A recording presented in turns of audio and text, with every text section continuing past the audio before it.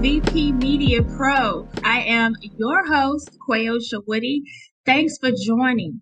VP Media Pro podcast takes a holistic approach to encouraging and educating aspiring entrepreneurs on the life cycle of business ownership.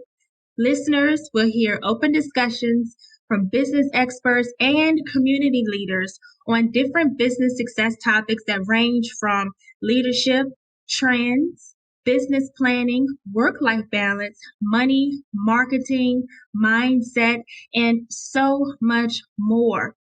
Today's episode is Habits and Qualities of an Effective Leader. I have the pleasure of introducing a progressive thinker who strongly believes in empowering, innovating, and transforming communities towards unity, equality, and diversity. Our guest is from Richmond, Virginia, and he is the founder and principal of Commonwealth Equal. He is a subscribing lifetime member of the NAACP. He has a master's degree and is currently pursuing a PhD in public administration. I want to welcome to VP Media Pro a servant leader and activist, Tavares Marks. How are you, Tavares? Thanks for joining. I'm well, Quaysha. How are you doing? It's good to be here. Thank you for having me. Yes, I am so excited to have you here today. And can you please tell us a little bit more about your background? I know I just talked about, a little bit of your accomplishments here, but I'm sure there's more. Most importantly, how did you get here? What sparked your activist journey? Well, I'll tell you just a little bit more about me. I was actually born and raised early on here in the city of Richmond. And I grew up in Brunswick County, Virginia, which is a rural part of Virginia, Southside Virginia. I'm a proud graduate of Brunswick Senior High School out there in Brunswick County. I'm also a proud alum of the Norfolk State University, which is my HBCU, my undergrad alma mater. I always want to give a shout out to Norfolk State University because that's where I got my roots as far as understanding my role, my responsibility to society and being a leader and a contributor to the betterment of our communities.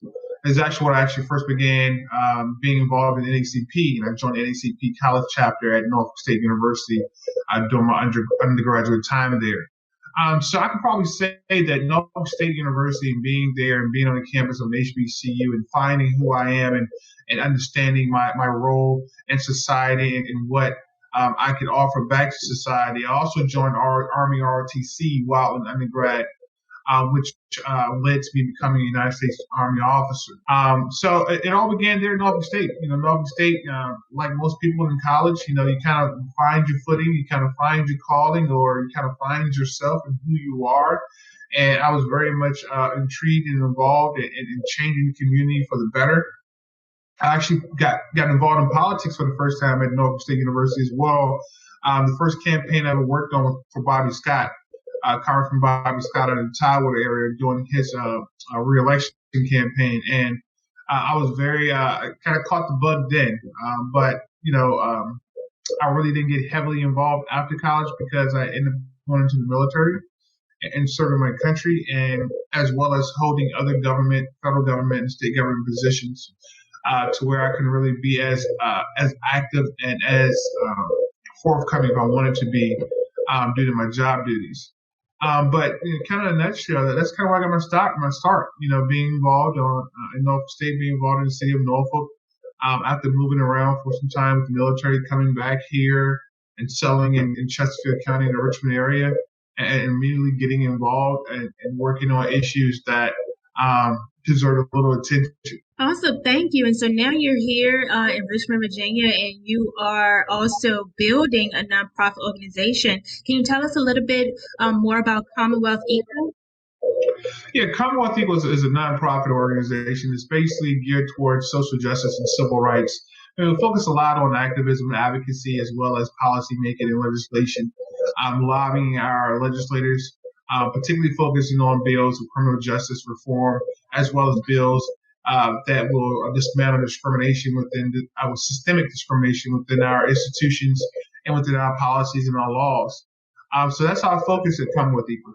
We try to be very proactive, not reactive. We also want to engage the whole community. We're talking our Hispanic brothers and sisters, our LGBTQI brothers and sisters, our women, our other minorities and people of color, because we have to be a unified front to ensure that the Commonwealth of Virginia is a place where everyone can come live, play, thrive, and achieve your wildest dreams. We focus on diversity, we focus on equity, and most importantly, we focus on unity. Having a unified community, having a unified front, being a good neighbor. So those are some of the things that Commonwealth Equal focuses on.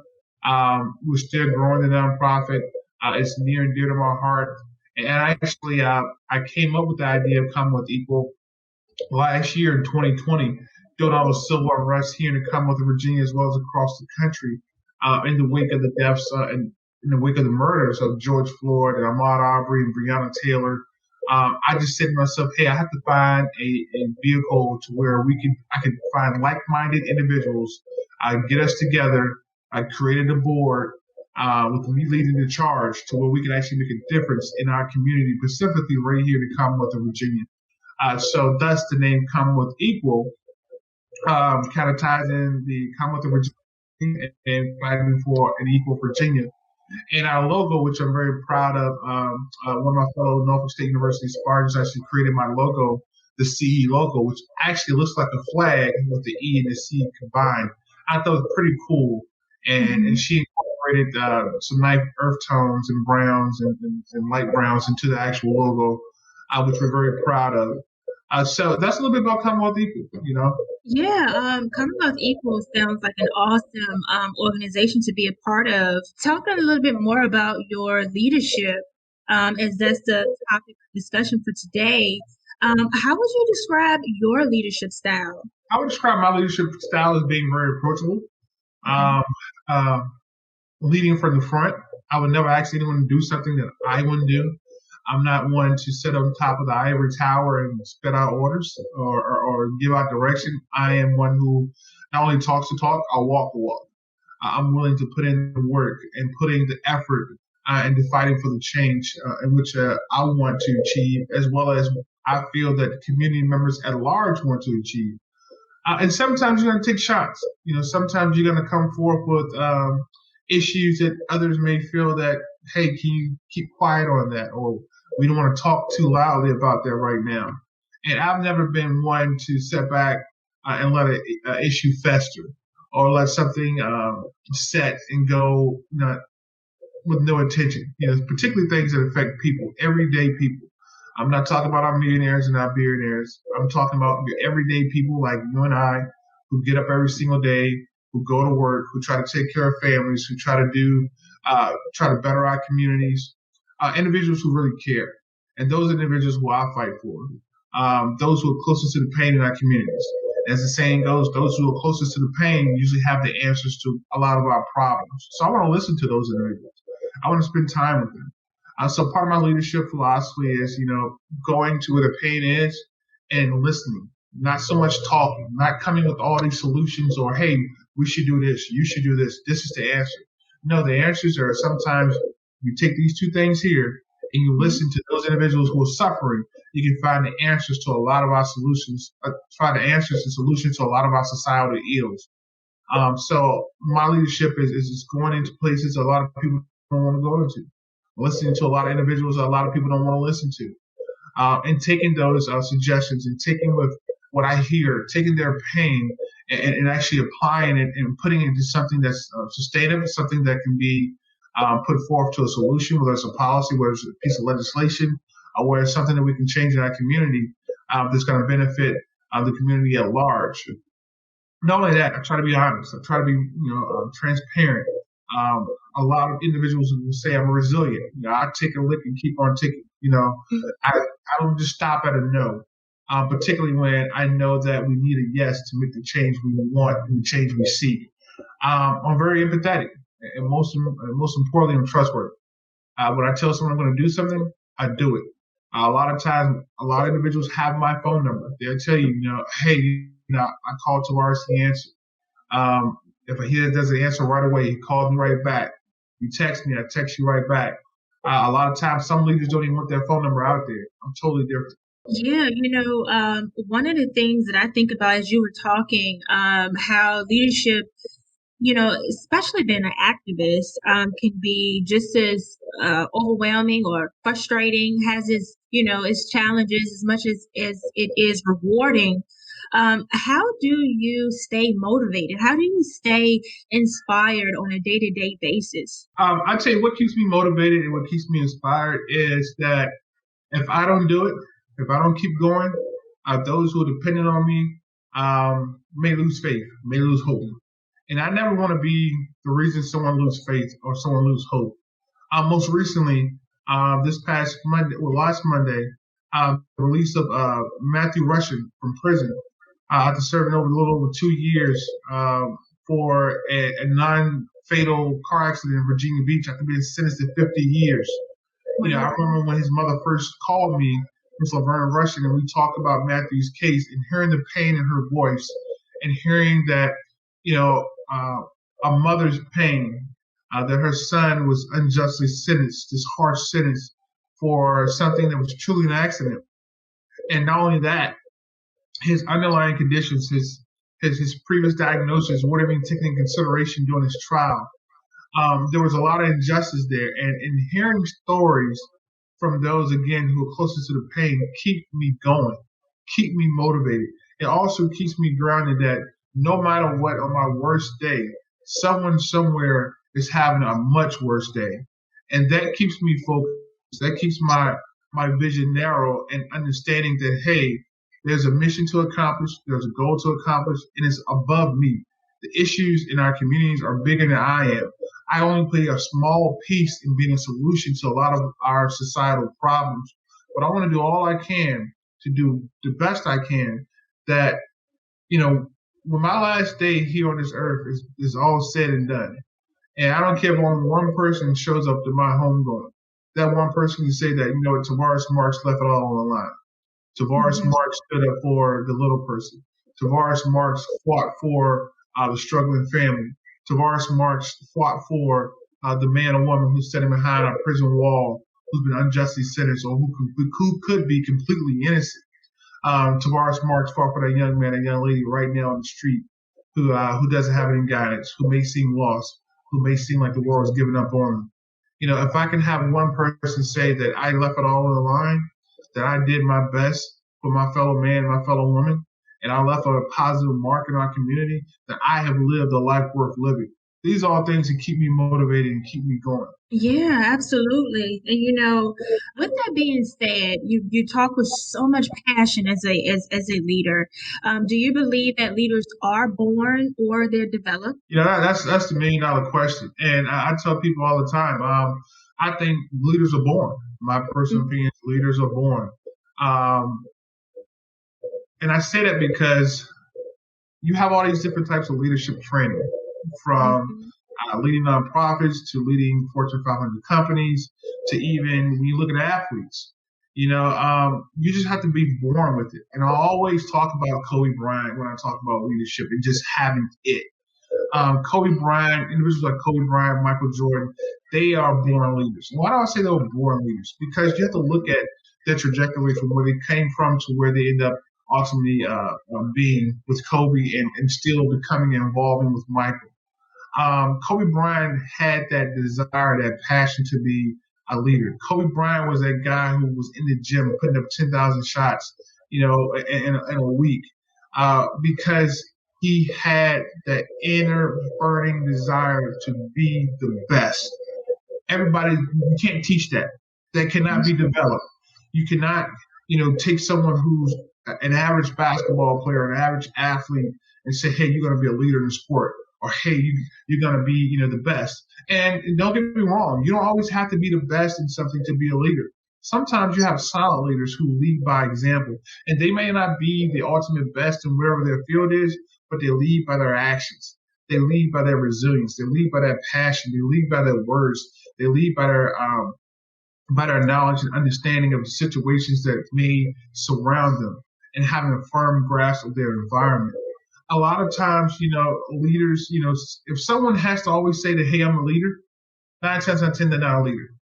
The leader is that person that people automatically say, hey, they want to grab they want to gravitate to. A leader automatically is a person that no matter what it is they're doing, people want to stop and listen.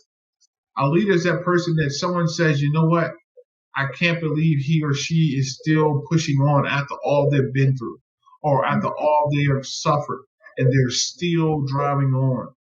I want to know what it is this person has. Because believe it or not, everyone is not created equal. Everyone does not have the same backbone or the same fiber to keep going when things get tough, when life get tough, when situations get tough. Leaders who are born with that. You got to be born with that. You can't teach that. You can't teach grit. You can't teach resilience. You can't teach the ability to overcome obstacles. You have to be born with that. You can teach coping skills. You can teach, individual leadership skills on how to counsel an employee or a coworker or a subordinate, but you can't teach leadership. You have to be born with it, and you can redefine it. You'll learn new leadership skills and things to help you become a better leader. But overall, for me, I think leaders are born. They're just born with it. My mother was 14 years old when she had me. She was 15 when she had my sister. My biological father was not in my life. My stepfather came in my life. He was the male figure I had. Grandfather. Statistics said I should not be where I'm at today. Statistics said I should not have graduated from high school. I damn sure she went to college, and I damn sure she's working on a PhD right now. But because of who I am, because of the grit that I was born with, I did not let my environment dictate my outcome. And I'll tell people all the time, you can have people who are born with a silver spoon in their mouth and who can say, they can be royalty. Just because they have the title of prince, king or queen, and they have the designation of a leader does not always make them a leader. Sometimes a leader can be that environmental specialist who everyone walks by and pays no attention to, but he or she is leading his community to being in a better place. He or she is leading young people to become better adults. He or she is leading some other outside agency to achieve goals that they never thought they could achieve. Leaders are born, they're not made. Yes. Okay. I love that. I love that you answer, that leaders are born. I remember having a conversation where we actually talked about this, and I too have the same agreement that leaders are born. They can define themselves. They can hone in on their leadership skills. However, I too agree that leaders are born. Now, I think you mentioned something early on in the conversation that leaders, because my question was, are leaders quiet or are they vocal? And I believe you touched on it just a little bit, that leaders can be silent leaders as well. Is that right? Correct. They very much can be. Leading by their actions. And a lot of times a silent leader can be more effective than a vocal leader. How so? Please tell. Well, what I mean by that is I can sit here and I can hoop and holler and I can go out and lead a march, have a big old bullhorn, and saying, this is what we're going to do, this is what we need to do, this is what we're going to hold them to do. That's a vocal leader. But if you don't have actions to back that up, you have some leaders that I admire tremendously who won't get out and lead anything, but they'll do a lot of work behind the scenes. They'll put together a policy, pieces of policy, or help write legislation, or just put in the work to lobby legislators behind the scenes very quietly. Send a strongly worded email, or facilitate funding to support that march someone wants to put together, or facilitate some type of funding to go and help a struggling mother who may be a day from having her lights cut off or a day from being away from eviction. You never see them. You never see them out front hooping and hollering. You never see them leading a march or behind a podium. But behind the scenes, they're putting in a lot of work. Behind the scenes, quietly, they're saving lives. So a lot of times, sometimes your quiet leader can be just as effective, if not more effective, than your vocal leader. Your vocal leader, I fashion myself being a quiet leader and a vocal leader, but I love the vocal part of me because your vocal leader can also be an agitator. And you need agitators. Agitators also get things done. Maybe in an aggressive form, some people may not like agitators, and some individuals may not like vocal leaders because we're going to let you know what we want to have happen. We're going to let you know that, hey, we want it when we want it, how we want it, and why we want it. And sometimes people don't like that. Sometimes individuals, particularly quote unquote leaders, whether they're elected leaders or community leaders who are individuals who are in a position of power. Again, going back because you have a designation, because you are a delegate, because you are a senator, because you are a congresswoman or congressman or a senator, does not necessarily make you a leader. You may have raised a lot of money, got a lot of literature out, got a lot of people to come out and vote for you, but are you truly a leader? Because I tell you all the time, I know a lot of great advocates and activists that should be elected officials, but because they may not have that funding stream or have these big dollar, donors, whether it's family members or friends or corporate partners, they aren't able to get to the point to where they can really put together a solid political campaign to become an elected official. But again, going back to answer your question, a leader can be silent or vocal, and oftentimes silent leaders can be more effective than vocal leaders. Have you ever been around someone who you absolutely saw leadership within them, but they were afraid to tap into their own leadership? Oh yeah, absolutely, absolutely. And I remember when I was going through LDAC, this Leadership Development Assessment Camp, and it's like culminating leadership development courses you take in ROTC before becoming a commissioned officer. And I remember when I was in LDAC in Fort Lewis, McLeod, Washington State, there was a young lady who I was going through an exercise and a drill with. And we were actually at the same platoon, which means we was at the same group and we did all our activities together. And I just saw how whenever we had to do something, how athletic she was, how determined she was. No matter what the mission was, she would just go and do it. But when it came time for her to lead a mission, she would always try to shy away from it. No, I'll let Smith do it, or I'll let John Doe do it. I'm fine. I'm fine. And we had a conversation, and she was from a fellow HBCU. She was also from HBCU, and that was another thing that we kind of clicked on. And I said, look, you got what it takes to go ahead and lead a special forces unit. I've been watching you. Whatever we've had a mission to do, you have been locked in. You have given some great ideas. You lead, without saying much, but when you're tapped to lead. Don't shy away from it. Well, yeah, I don't like a lot of people having to look at me or having to listen to me. I like just doing things. And you have some people and some leaders who just like being doers. And I said, well, look, when it's your time to shine, shine. You got it. Have what it takes. Matter of fact, you're doing a heck of a lot better than some of these guys out here who are out here hooping and hollering, beating their chest, and acting like they're the best thing since Sylvester Stallone. You have what it takes. Next time you're tapped to lead. Long story short, we had a couple more missions we went on, and towards the end, she was tapped to lead an exercise again.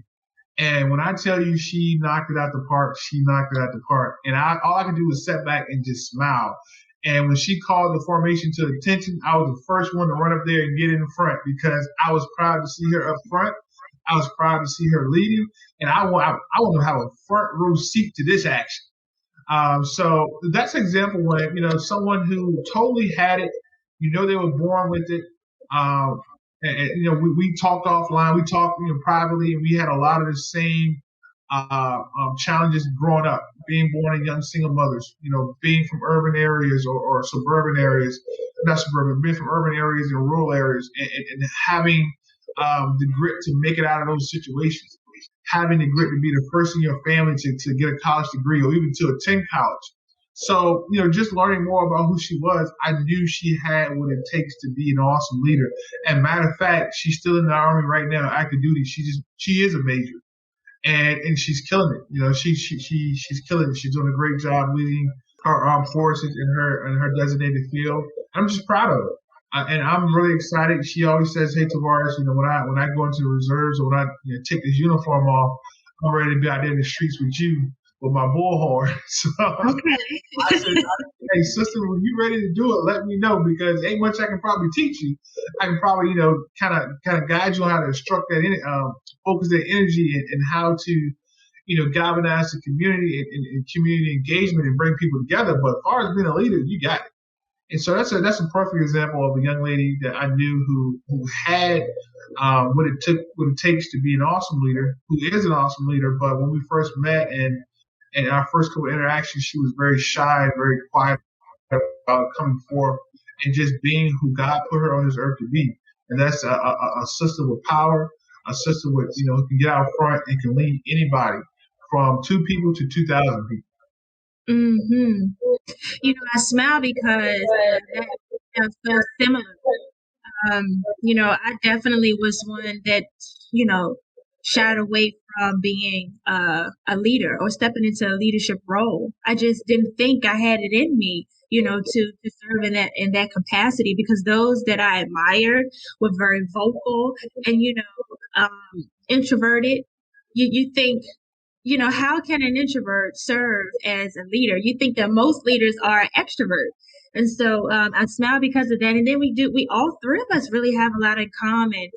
We came from urban communities, likewise as myself, single mom, had me in high school. So we all have similar upbringing. So do you think that someone can, do you think that leaders are who they are, so strong, so passionate, and so inspired to be the change that they want to see because of their background in adversity? They had so many things that they had to overcome, and that sparked them to, what, I want to see a change. There must be a change. Their curiosity to see a change in their community, even their own home, and most importantly, within themselves.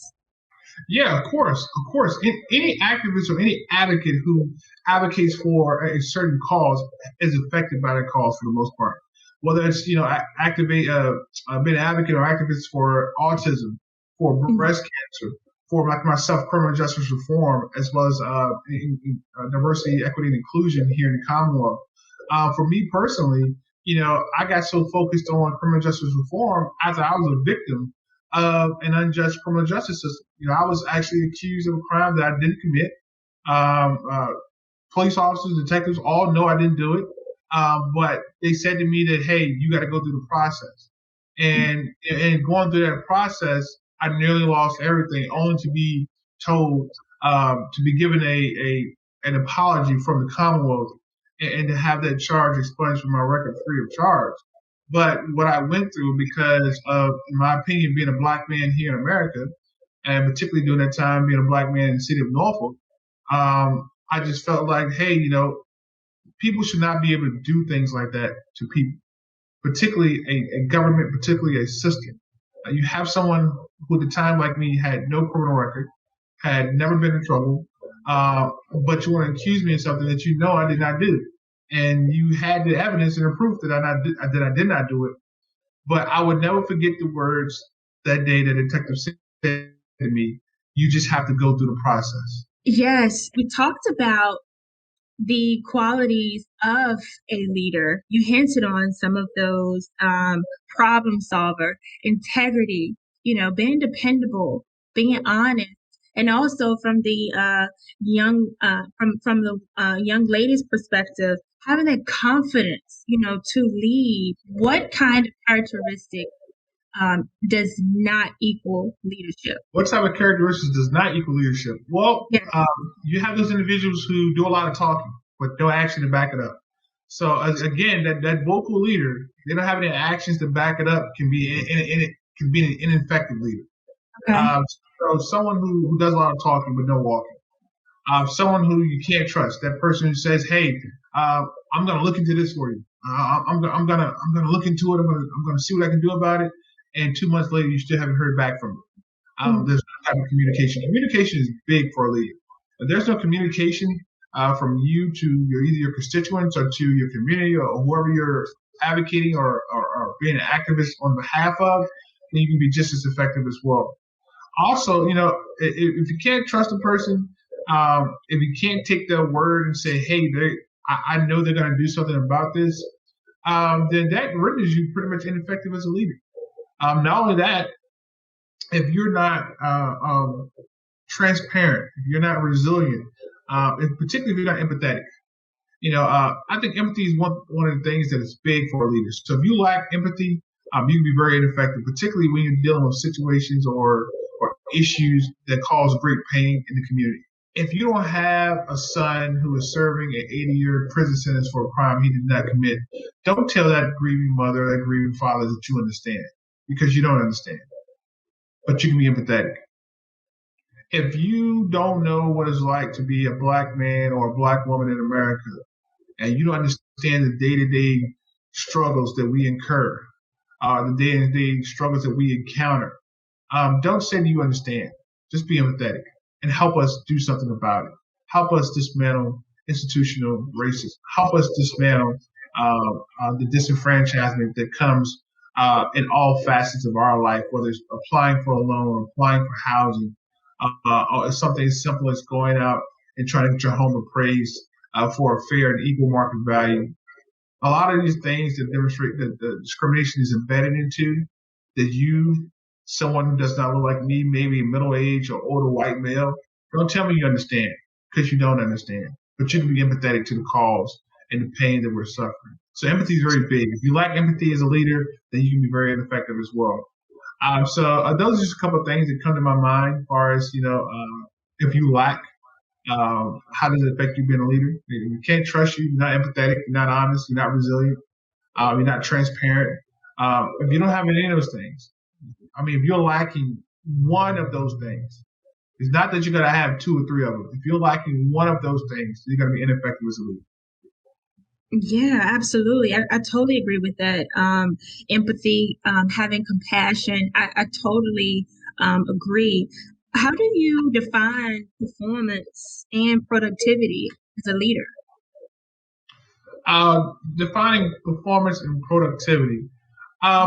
And that's, when we're looking at defining that term, performance and productivity and social justice will be, as a leader, is going to be different than performance and productivity and leading a Fortune 500 company or leading an organization or an agency.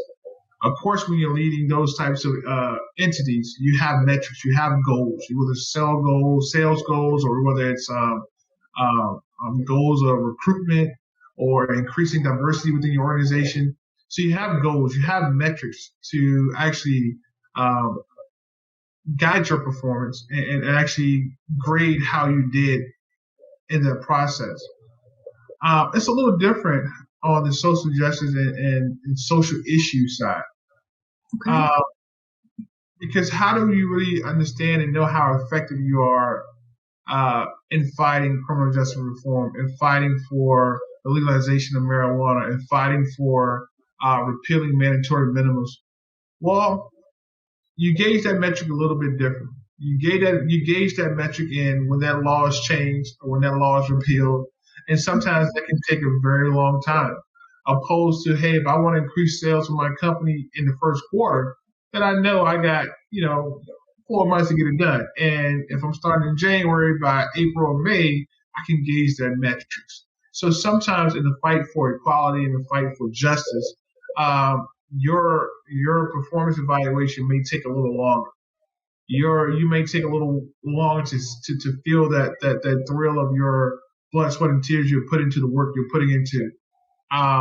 Going back to what I was talking about earlier with Mr. Matthew Russian, who's recently released from prison, his mother and I have been working and conversating and me coming out, advocating and marching for over a year before he finally came home. And almost a year and some change before Governor Northam granted his pardon. So a lot of times in social justice and civil rights, that performance evaluation may take a long time to really see how you've been doing or how effective you are, opposed to being a leader in an organization or an agency. Or sometimes it could be a long-term goal that you may have in your agency or your organization. If you start a nonprofit and say, hey, we have nothing but $250,000 right now. We want to grow this nonprofit to where we're bringing in $1 million grants and we have donors donating millions of dollars. How do you gauge that? Again, you have metrics. You have performance goals you want to put forth to yourself and your team, and you guys can put together a plan in meeting those goals and even exceeding those goals. That's a little different when you kind of try to gauge those things in social justice and civil rights. Yeah, thank you for the explanation of the differences between, having a company and social reform. What was the biggest decision that you had to make as a leader, and how did it impact your life?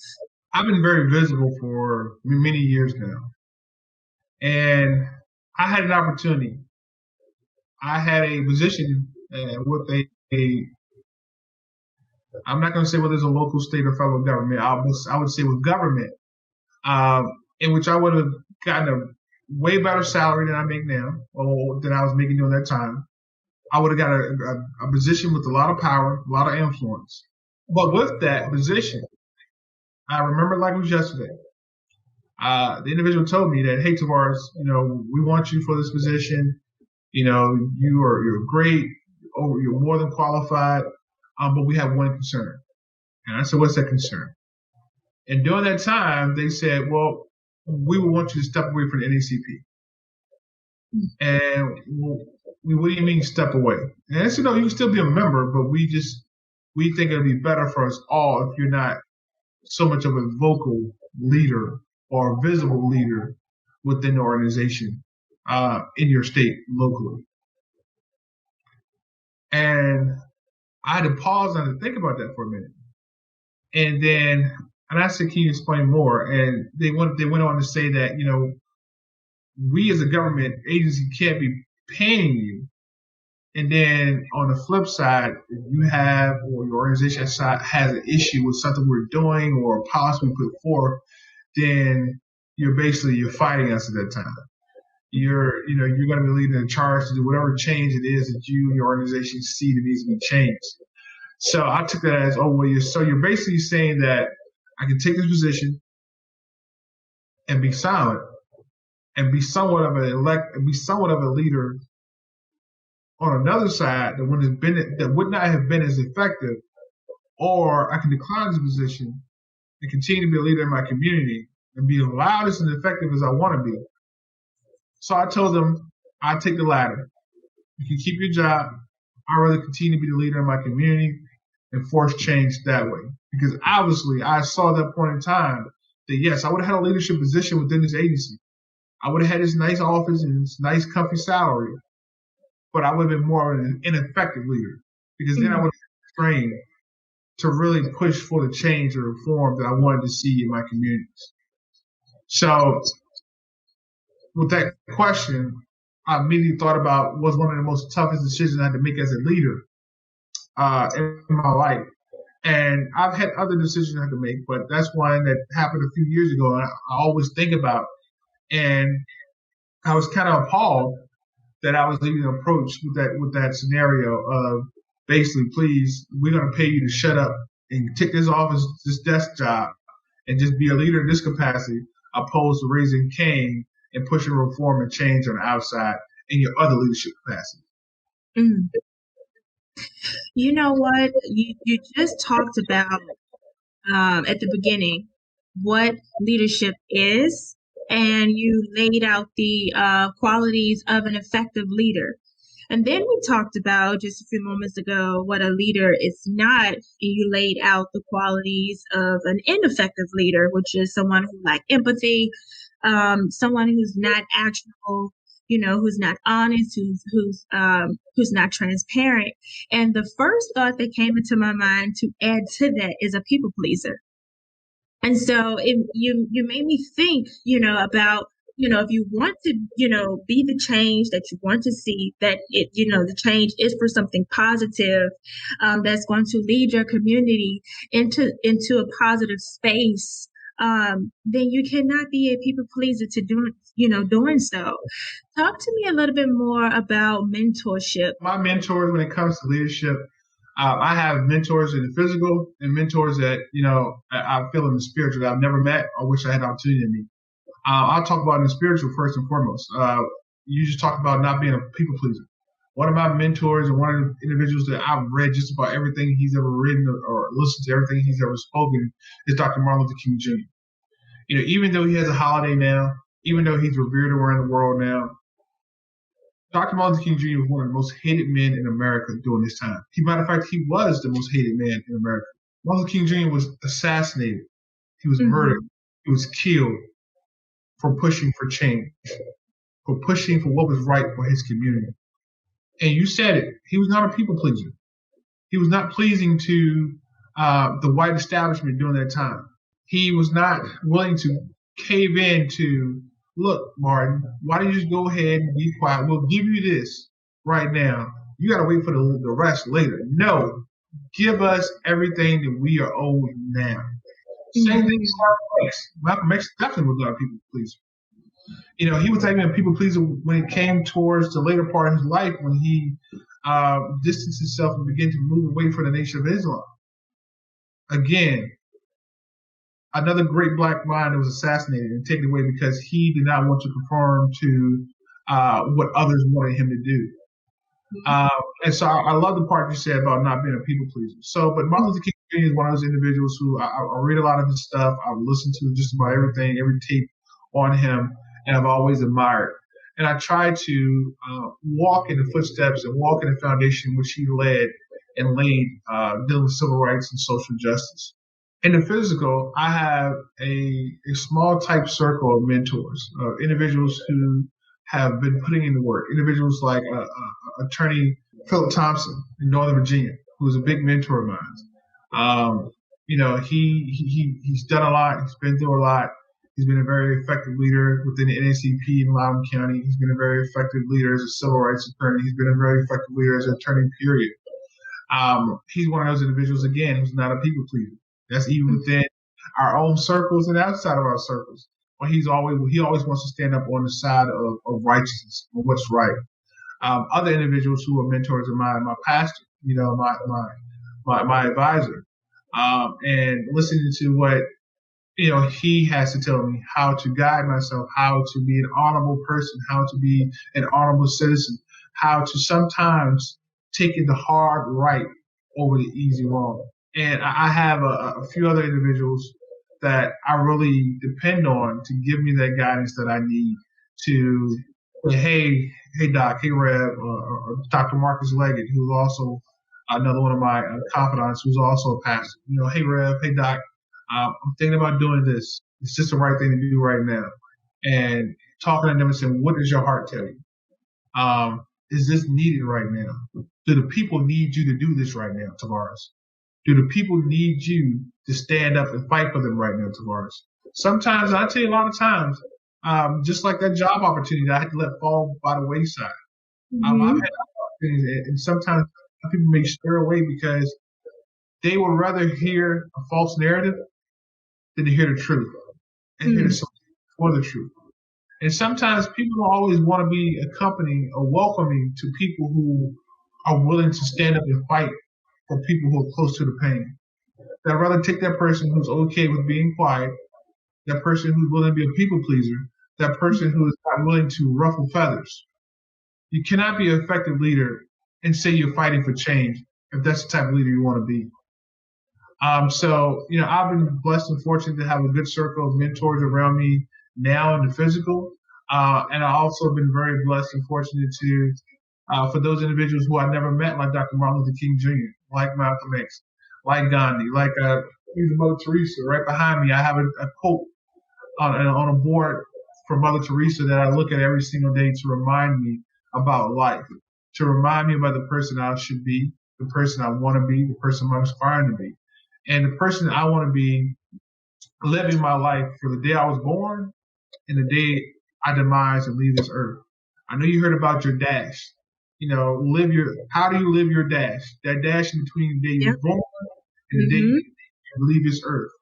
And again, going back to what I said earlier, if I can have one person who may even say that, hey, Tavares Marks was my mentor, or I never met Tavares Marks, but I've heard so much about him. And the way he lived his life, and the way he fought for the community, I want to do the same thing. We're going to need those generational leaders to continue on the work we're doing today, just as those individuals like Dr. Martin Luther King, like Abernathy, like Malcolm X, like all those individuals who did the work before me, continuing on to do the work now within myself, and looking forward to the next generation also doing the same type of work and be willing to put in the work. Yeah, I definitely value that. One of the other leaders, very, very outspoken woman. You know, being in business is a male dominated industry, but there are more women, especially since, about 20 or so years ago, who are going into business, who are disrupting, the economy with, more women owned firms and even more colored or more Black women are going into businesses as well. And I think about Sojourner Truth. She was so passionate about her mission for women's rights and just and so many different things. I'm constantly thinking about whenever, again, I'm honing in on my leadership or whether I am doing everything I need to do on a continuous basis is making sure out the people pleaser that I do not only what is right for myself, but I also do what is right for, my community. And that I'm very unapologetic about it. You sound very unapologetic about your mission, your vision as well. And that is some of the qualities of a leader. You have to be unapologetic about it. And so one of the you just made me think about something else. Are there any leadership programs that you recommend for our listeners to invest in to develop their leadership skills? I I like when you said it. 'Cause sometimes I think this is not a knock to anybody. So I'm not going to name any leadership. I'm not going to endorse any leadership programs because sometimes I think leadership programs are ineffective. Okay. I think sometimes that, like I said, if you have it, you have it. It may take something in life to click that switch, but you do have some great leadership programs. You have some great motivators who teach individuals, like the Maxwell program or like Tony Robbins, who are able to motivate you to tap into your leadership skills and bring that out. And even I tell you, even Joel Osteen, I tell you that's a little secret. I have satellite radio and I listen to Joel Osteen sometimes in the mornings. And I may not agree with everything he says, but he has the unique canny ability to really have you believe in yourself and have you dig deep. And no matter what you're going through, no matter what rainstorm you find yourself in right now, listening to him will have you willing to come out and fight through a brick wall and say, you know what? Nothing can hold me back. Bishop T.D. Jakes the same way. He will have you ready to break chains off, motivate you to be the leader you are, motivate you to say, you know what? If you can sit there and you can be a mother of 5 and you can hold it down and make sure your children eat every single day and keep a roof over their head, then doggone it, you can go out here and you can start your own company. You can lead a company. You can lead an organization. You can lead whatever you put your mind to. You just have to tap into it because if you're born with it, you have it. And I was listening to you talking about Black female leaders. One of the Black female leaders, particularly bringing it back here home to Richmond, Virginia, that don't get enough justice is Madam C.J. Walker. She was a phenomenal leader. Look what she did during a time when she was not supposed to do it. And you think she was not a people pleaser during that time? I'm pretty sure a lot of those individuals could not stand Madam C.J. Walker. She was so unapologetic. And she didn't care because she was doing that to better herself, better her community, and make opportunities for fellow Black women with her and behind her. And one of the most iconic photos, you see her riding her nice little car around her sisters. Because it wasn't really about her. It was about her picking up other individuals and bringing them along with her. And Madam C.J. Walker is one of those Black female leaders, Black leaders, period. I don't think get enough due justice in what she did during a time when she just was not supposed to do it. Yes, she definitely broke so many barriers, so many barriers, and I definitely agree with you on that as far as her being, very, very powerful. Have you got any opportunity to see her show? Oh, you talking about the one that came on Netflix? Yes. Yes. And I learned a lot in that show. And I know I had a dialogue about it when it first came out and how they said, well, she basically stole somebody's formula. I said, I heard the same thing.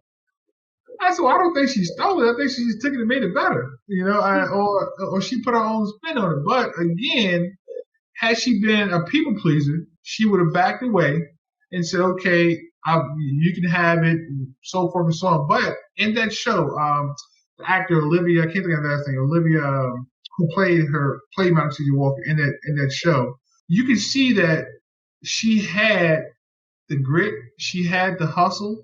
She didn't take no for an answer, and she was always willing. She wanted to learn more. She wanted to learn how she could be better at whatever it was. And even even though she had a somewhat, I don't want to say sorry husband, but I mean, uh, I mean, sometimes you have men who, unfortunately, men who look like us, black men or other black women who don't want to see a black woman succeed or feel like they're in a relationship with a powerful black woman. They don't know how to embrace that. Brother, if your girlfriend, if your significant other, if your wife is a powerful black woman, is a leader, you need to embrace that. You need to play your role, sit in the shadow, and be her biggest support system. And that's another reason why, real quick to talk about leadership, we have a lot of black female leaders out here who sometimes don't tap into that leadership that they have, don't take that lead because whatever relationship they're in, they don't want to make more money than their significant other, their spouse. They don't want to overshadow him and his career and what he's doing. Man, if that brother can't support you in being a leader and being the most phenomenal black woman you are, then he ain't the one for you. He just right? wants her. You know? Absolutely, because I will be so honest with you. Since you mentioned that leadership, and something that I agree with as well, you are born with it.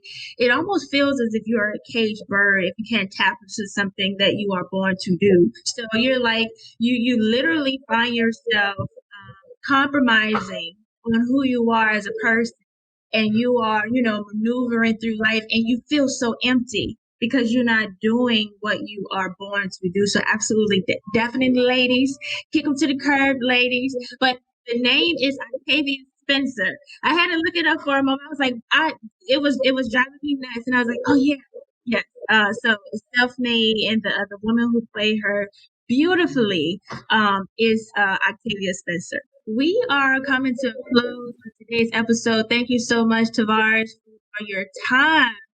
Outside of advocacy, what are a few additional things that you enjoy doing? That's a tough question because I've been an advocate and activist for so much. But when I have an opportunity to, I love traveling. I love going to, particularly here in the Commonwealth, I love going to different parts of Virginia that I've never been to, whether it's Southwest or some part in the mountains. But I love traveling. I love going places and going to new spaces. I love reading. Of course, I love reading. And I'm still somewhat of an outdoorsman. I love going fishing. I haven't been in a very long time. I haven't had the opportunity, the chance to, but I love going fishing. I love taking hikes, and I love good conversation and coffee. If I can go somewhere to a nice coffee shop like Urban Hang Suite in Richmond or somewhere like that, and sit down and have a good cup of coffee or discuss a book, or discuss some type of issues that are going on currently in our political climate or our society, I'm for it. I love doing things like that outside of being an activist and advocacy. Yes, absolutely. Before we go, what are some books, if you don't mind me asking, that you are currently reading right now? Yeah, so I'm still working on Barack Obama's last book, which is a good one. I'm about 75% finished with that. I also just finished a good book. It's called where is it? The Black Friend. Okay.